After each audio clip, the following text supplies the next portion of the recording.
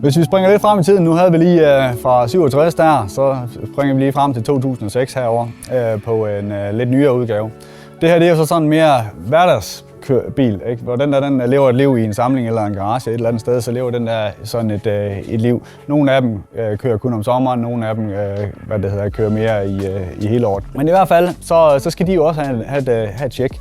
Og det er også noget, vi laver rigtig meget af. Vi laver rigtig meget gennemgang, vi laver rigtig meget service, vedligehold og så videre, ikke? De skal jo serviceres fuldstændig ligesom hvis du har en normal benzindrevet bil.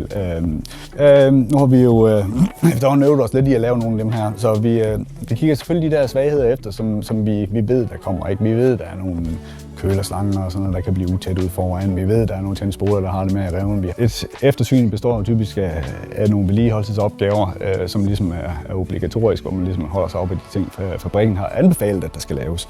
Og så kommer der typisk nogle andre ting, som er sådan nogle mere vedligeholdelsesmæssige opgaver, som ting, der måske er gået et stykke undervejs eller et eller andet. Ikke?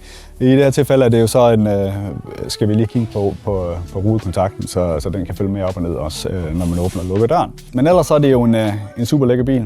En 97'er, Carrera 4S'er. Det betyder jo så, at den er lige så bred som en turbo vil have været. Den har bare ikke luftindtagende foran og bagved, og den har heller ikke spoilen om bagpå.